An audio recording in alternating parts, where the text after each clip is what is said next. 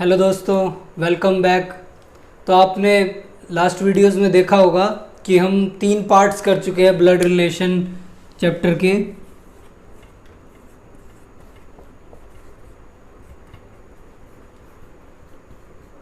इसके हमने 3 पार्ट कर लिए हैं और अब सिर्फ एक पार्ट बाकी है जो है पजल ब्लड रिलेशन। अगर आपने हमारी पिछली वीडियो नहीं देखी है तो भी कोई बात नहीं है, हम आज आपको रिवाइज करवा देंगे एक बार कि कैसे क्वेश्चन को अटैम्प्ट करना है। बिल्कुल सिमिलर क्वेश्चन है, पर इसमें पजल ब्लड रिलेशन में क्या होता है, आपको थोड़ा बड़ा क्वेश्चन दिया जाता है, मतलब एक पैराग्राफ की फॉर्म में क्वेश्चन दिया जाता है और उसके बेस पे आपसे 4 या 5 क्वेश्चन पूछे जाते हैं। तो एक बार हम रिवाइज कर लेते हैं कि हमने पहले क्या क्या देखा था, कैसे क्वेश्चन को अटैम्प्ट करना है। तो जो रिलेशन चार्ट हम बनाते हैं ब्लड रिलेशन के प्रॉब्लम्स में, उसमें हम मेल और फीमेल को रिप्रेजेंट करने के लिए कुछ साइंस का यूज़ करते हैं। जैसे मेल को रिप्रेजेंट करने के लिए हम प्लस का साइन यूज़ करते हैं और फीमेल को रिप्रेजेंट करने के लिए माइनस का साइन यूज़ करते हैं। या फिर मेल के लिए हम बॉक्स और फीमेल के लिए सर्कल का भी यूज़ कर सकते हैं। ठीक है, तो मेल के लिए प्लस का साइन या फिर बॉक्स और फीमेल के लिए माइनस का साइन या फिर सर्कल, ये दोनों ही चीज़ हम यूज़ कर सकते हैं।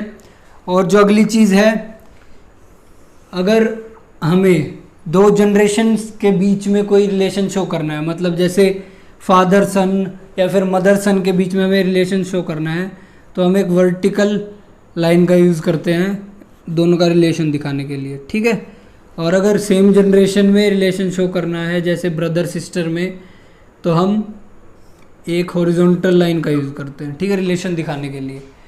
और तीसरा साइन जो कि हम हस्बैंड वाइफ के रिलेशन के लिए यूज़ करते हैं, उसमें हम यूज़ करते हैं डबल लाइन। ये चीज़ याद रखनी है। ठीक है, और एक और चीज़ जो याद रखनी है कि जो जनरेशन ऊपर है उस जनरेशन को हम ऊपर रखेंगे, मतलब जो बड़ी जनरेशन है उसको ऊपर और जो छोटी जनरेशन है उसको नीचे। मान लीजिए ए ग्रैंडफादर है, बी फादर है और सी जो है वो पर्सन है जिसके फादर और ग्रैंडफादर है। ठीक है, तो रिलेशन कैसे शो करेंगे, ए बी सी। ठीक है, मतलब सी का पिता बी और बी का पिता ए। ठीक है, ऐसे शो करेंगे ऊपर की तरफ चलते हुए। तो ये बातें याद रखनी है क्वेश्चन करने से पहले। ठीक है, क्वेश्चन सिंपल होगा वैसे ही, पर थोड़ा लेंथी होगा। इसके साथ में आपको सिटिंग अरेंजमेंट या फिर और उनके प्रोफेशंस मिक्स करके दे सकते हैं रिलेशन के साथ में। तो देखते हैं कैसे करने हैं आपको पजल क्वेश्चंस। ठीक है, तो फर्स्ट क्वेश्चन जो है वो आपकी स्क्रीन पे दिखाई दे रहा होगा आपको। There are 6 person in a family A B C D E F. एक फैमिली में 6 मेंबर्स हैं A B C D E F, उनके बारे में हमें कुछ बताया गया है। ठीक है, पढ़ते हैं। C is sister of F. C जो है वो एफ की बहन है। A is brother of husband of E. A जो है वो भाई है ई के हस्बैंड का। ठीक है, D is father of A. D जो है ए का पिता है। And D is grandfather of F, और डी ग्रैंडफादर है एफ का। इसका मतलब क्या बनता है कि ए फादर हो जाएगा एफ का। ठीक है, ये याद रखना है। अब आगे लिखा है there are 2 fathers 3 brothers and a mother in the family. Family में 2 फादर 3 ब्रदर और 1 मदर है। ठीक है, तो अब इसके बेस पे हमें नीचे कुछ क्वेश्चन दिए हैं। सबसे पहले हम क्या करेंगे, इसका रिलेशन चार्ट ड्रॉ करेंगे।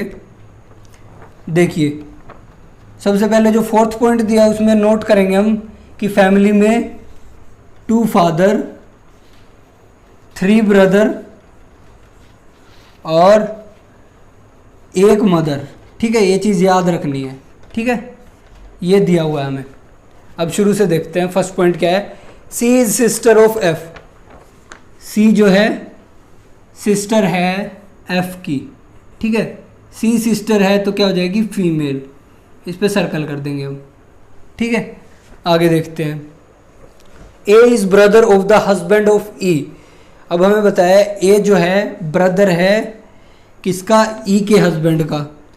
तो जो सेकंड स्टेटमेंट है उसका इस स्टेटमेंट फर्स्ट स्टेटमेंट से कोई रिलेशन नहीं है, तो हम इसको अलग से ड्रॉ कर लेते हैं। A is brother of husband of E. अब ई का हस्बैंड है तो इसको सर्कल कर लेंगे, ठीक है।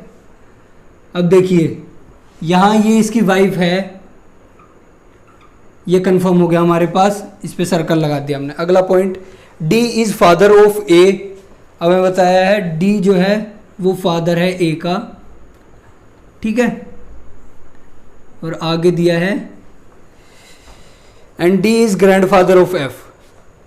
एफ और सी का रिलेशन हमें पहले ही पता है, पर एक चीज़ नोट करनी है कि डी ग्रैंडफादर है तो वो किसका हो सकता है, अगर वो ए का भी बेटा हो सकता है जिसका वो ग्रैंडफादर है, बेटा है बेटी, और वो जो ये हमारे पास अननोन है अभी इसका बेटा है बेटी भी हो सकता है। तो अभी कुछ हम लिख नहीं सकते, पर एफ यहाँ आएगा इन दोनों में से किसी एक के नीचे, ठीक है।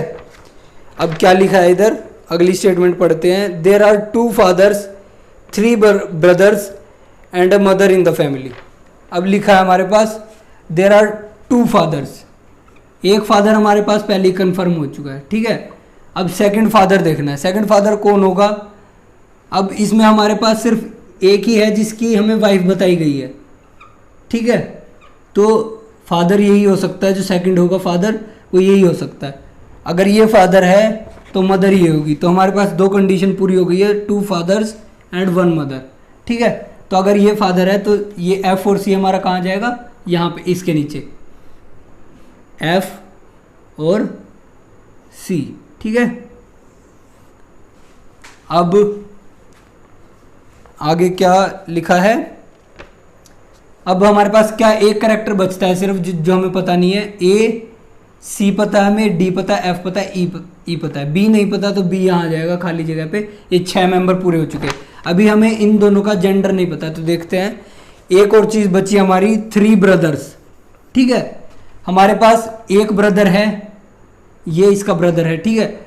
अब अगर ये मेल हो जाए और ये मेल हो जाए तो हमारे पास ये कंडीशन भी पूरी हो जाएगी। फिर ये इसका ब्रदर और ये इसका ब्रदर, तो 2 ब्रदर ये हो जाएंगे, और एफ इसका ब्रदर, तो 3 ब्रदर हमारे पूरे हो जाएंगे। तो ये कंडीशन भी हमारी पूरी हो जाएगी, ठीक है। तो ऐसे हमारा यहाँ पर ये रिलेशन चार्ट बन गया। आई होप समझ आ गया होगा सबको। अब इसके बेस पे कुछ क्वेश्चन पूछे गए हमसे। पहला क्वेश्चन देखते हैं, what is the relationship between E and F. E और एफ के बीच में क्या रिलेशन है, इसने पूछा, ठीक है। 4 ऑप्शन दिए, डॉटर फादर, मदर सन, हस्बैंड वाइफ और ग्रैंडसन सन। ई और एफ, ठीक है। अब आप देख सकते हैं यहाँ पर एफ का पिता कौन है, बी, और ई का बी से क्या रिलेशन है, ई बी की पत्नी है। तो एफ और ई में क्या रिलेशन होगा, मदर सन का रिलेशन होगा। ऑप्शन बी करेक्ट हो जाएगा आपका, ठीक है। ये क्वेश्चन भी बहुत इजी था। आगे कुछ और क्वेश्चन है इसी के बेस पे। Second question, who is the mother in the family.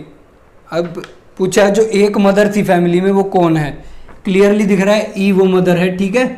तो सेकंड क्वेश्चन भी हो जाएगा, इसमें ऑप्शन हमारा ए करेक्ट हो जाएगा। इसके बाद how many male members are there in the family. Male member कितने हैं, हमने मार्क किए हुए हैं बॉक्स से मेल मेंबर, तो काउंट करते हैं 1 2 3 4, 4 मेल मेंबर हो गए हैं फैमिली में। तो ऑप्शन सी करेक्ट हो जाएगा।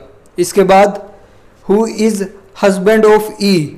अब पूछा है ई का हस्बैंड कौन है, ई का हस्बैंड कौन है, बी, ठीक है। क्लियर है ये भी, तो हमारे पास सी ऑप्शन करेक्ट हो जाएगा।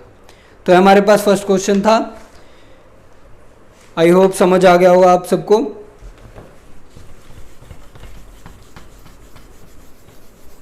अब इसके बाद हम मूव करते हैं सेकंड क्वेश्चन पे। सेकंड क्वेश्चन देखिए आप अपनी स्क्रीन पे। सेकंड क्वेश्चन में क्या है कि आपको सिटिंग अरेंजमेंट के साथ में मिक्स किया हुआ दिया है रिलेशनशिप का प्रॉब्लम। तो पढ़ते हैं statement. The Mishra family went to the photographer for their family photograph. Mishra family अपने फोटोग्राफर के पास जाती है फैमिली फ़ोटो के लिए। The photographer arrange them in a straight row facing the north. जो फोटोग्राफर है उन्हें अरेंज करता है एक रो में, किस तरफ फेस करते हुए? नॉर्थ की तरफ फेस करते हुए। ये ड्रॉ करते थे हम डायरेक्शन टेस्ट में, हमने पढ़ा था east west north south. North मतलब उत्तर कहाँ है? ऊपर की तरफ। तो मतलब इस तरफ फेस करके इनको बिठाया। आगे पढ़ते हैं।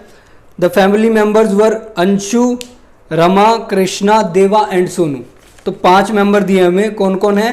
अंशु, रमा, कृष्णा, देवा एंड सोनू। ये 5 मेंबर हैं फैमिली में। अब इनके बारे में आगे दिया है कुछ, पढ़ते हैं। Anshu was sitting third to the right of his daughter. Anshu जो है थर्ड पे बैठा है, कहाँ? राइट में अपनी डॉटर के। ठीक है, मतलब यहाँ से एक चीज कंफर्म हो रही है हमारे पास कि अंशु की एक डॉटर है। ठीक है, ये नोट कर लेते हैं हम। अंशु की एक डॉटर है। ठीक है, डॉटर यानी फीमेल, तो हमने मार्क कर दिया। आगे देखते हैं। Rama was sitting on the immediate right of Krishna. Rama जो है वो इमीडिएट राइट पे बैठी है कृष्णा के। Whose husband was the brother of Rama. अब यहाँ पे एक और चीज़ पता चल गई हमें कि कृष्णा का जो हस्बैंड है वो रमा का भाई है।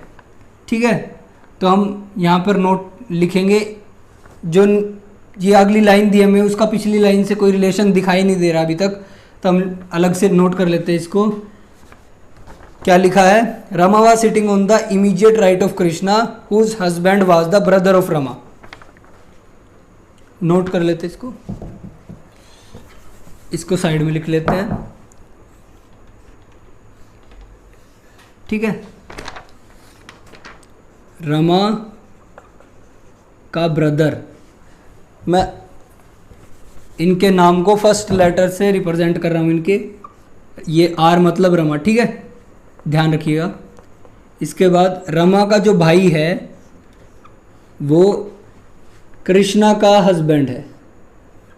ठीक है, कृष्णा वाइफ है तो एक फीमेल होगी। ठीक है, सर्कल कर दिया। आगे पढ़ते हैं। Anshu and Sonu were immediate neighbours. Anshu और सोनू जो है वो इमीडिएट नेबर हैं। Deva was not an immediate neighbour of Anshu son. क्या लिखा है? Deva was not an immediate neighbour of Anshu son. अब इससे एक और चीज क्लियर हो रही है कि अंशु का एक बेटा भी है। ठीक है, अंशु का एक बेटा भी है। ये चीज कंफर्म हो गई हमारे पास। आगे देखते हैं। Deva was sitting at the left and. देवा जो है वो लेफ्ट एंड में बैठा है, मतलब सबसे लेफ्ट में बैठा है। एंड द मदर ऑफ देवा इज कृष्णा। और जो देवा की माँ है वो कृष्णा है। ठीक है, who was the wife of Anshu. अब हमें पता चल गया जो कृष्णा का हस्बैंड है वो अंशु है।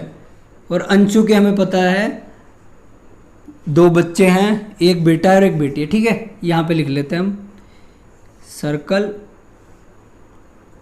और ये अभी क्या बोला इससे पहली लाइन में कि देवा की जो मदर है वो कृष्णा है, पर हमें पता नहीं अभी कि देवा मेल है फीमेल है। तो हमें अभी हम नोट नहीं करेंगे, इसको पढ़ा रहने देते, आगे पढ़ते हैं। Rama and Anshu were immediate neighbours. ठीक है, अभी हमारे पास इतना रिलेशन चार्ट एक क्लियर हो गया। अभी हम सिटिंग अरेंजमेंट की तरफ चलते हैं। ठीक है, अब इसमें क्या जो हमने स्टेटमेंट पढ़ी थी उसमें एक चीज तो कंफर्म है कि देवा जो है वो लेफ्ट एंड पे बैठा है। मतलब 5 सीट है हमारे पास, 1 2 3 4 5। तो देवा जो है वो लेफ्ट एंड पे है, ये चीज पक्का है। ठीक है, अब आगे पढ़ते हैं। Anshu was sitting third to the right of his daughter. Anshu जो है वो 3rd नंबर पे बैठा है अपनी डॉटर के। ठीक है, तो अंशु कहाँ हो सकता है? अंशु या तो यहाँ बैठा हो सकता है, क्योंकि उसके राइट में, उसके लेफ्ट में थर्ड पे उसकी डॉटर है, ठीक है। तो 1 2 3, तो या तो जो है देवा इसकी डॉटर हो सकती है, या फिर एक और केस बन सकता है कि अंशु यहाँ बैठा हो सकता है, तब इसकी डॉटर यहाँ बैठी होगी, जिसका हमें पता नहीं है। तो ये दोनों केस हो सकते हैं अभी तक। आगे पढ़ते हैं सिटिंग अरेंजमेंट पे। Rama was sitting on the immediate right of Krishna, ठीक है। अब रमा और कृष्णा जो है वो इमीडिएट राइट पे बैठी हैं। रमा और कृष्णा ये दोनों एक साथ बैठी हैं, और क्या लिखा है, Rama was sitting on the immediate right, मतलब कृष्णा के राइट में रमा बैठी है, कृष्णा के राइट में रमा है, ठीक है। ये एक बार नोट कर लेते हैं, क्योंकि यहाँ भी हमें क्लियर नहीं है कहाँ पर ये दोनों की पोजीशन हो सकती है, ठीक है, क्योंकि हमारे पास दो कंडीशन है, दोनों में से कोई भी हो सकती है। आगे पढ़ते हैं। Anshu and Sonu were immediate neighbour, Anshu और सोनू जो है वो इमीडिएट नेबर हैं। और आगे एक और लाइन थी जिसमें लिखा था कि और कोई भी इमीडिएट नेबर था इसमें, Rama and Anshu were the immediate neighbour, Rama और अंशु भी इमीडिएट नेबर है। तो कौन कौन, रमा और अंशु इमीडिएट नेबर हैं, और अंशु और सोनू इमीडिएट नेबर है। अब इन दोनों में कौन, अंशु कॉमन है हमारे पास, तो मतलब इसको बीच में बैठना पड़ेगा इन दोनों के, ताकि ये इसका इमीडिएट नेबर हो, ठीक है। तो अभी हम अरेंजमेंट बना के देखते हैं। अब दो केस हो सकते हैं इसमें भी, अगर क्या है, अंशु बीच में है, रमा किस तरफ है, लेफ्ट की तरफ मान लेते हैं हम एक बार, और सोनू को राइट की तरफ मान लेते हैं, ठीक है।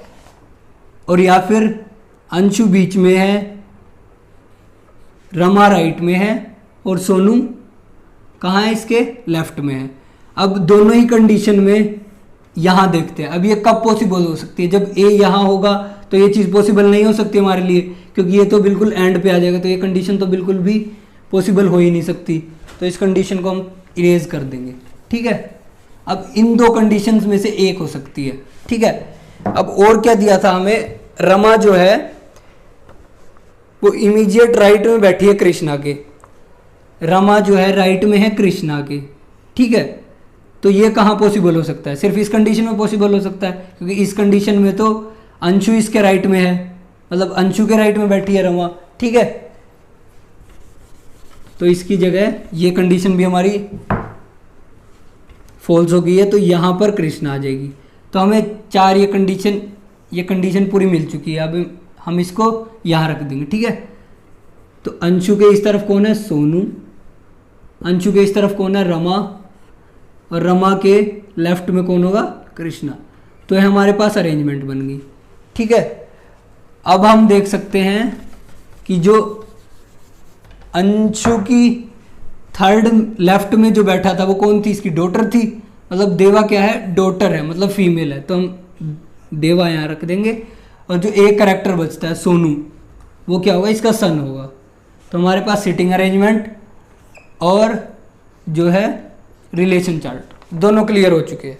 अब इसके बेस पर कुछ क्वेश्चन दिए हमें, उनको आंसर करना है। आइए देखते हैं, आपकी स्क्रीन पे क्वेश्चन है, how is Deva related to the person who sits in the middle of the row. अब हमसे पूछा है देवा जो है, Deva, how is Deva related to the person who sits in the middle of the row. Row के middle में कौन बैठा है, रमा, ठीक है। इससे देवा का क्या रिलेशन है, ये रही रमा, ठीक है।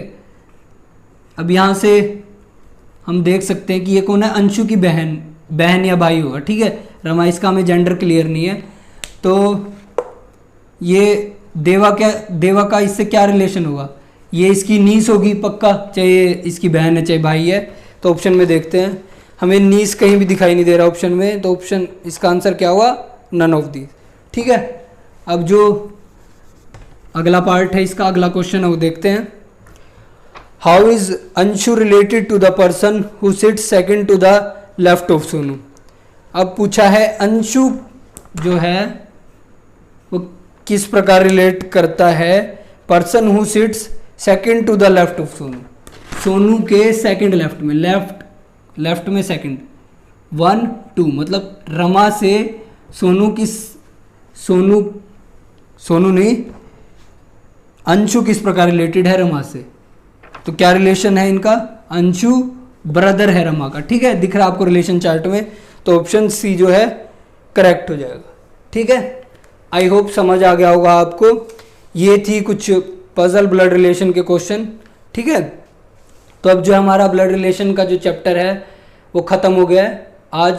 तो इससे पहले भी 2 वीडियोस बना चुके हैं, अगर आपको कोई डाउट हो तो आप वो दोनों भी देख सकते हैं, और आज की वीडियो तो आपको पूरी समझ आएगी होगी। तो आगे भी हम कुछ टॉपिक करेंगे। अगर आपको कोई स्पेसिफिक टॉपिक करना है रीजनिंग का तो आप कमेंट करके बता सकते हैं हमें, हम वो अगले लेक्चर्स में कवर कर देंगे। तो प्लीज़ हमारे चैनल को सब्सक्राइब कीजिए, और अगर आपको वीडियो पसंद आया तो लाइक कीजिए।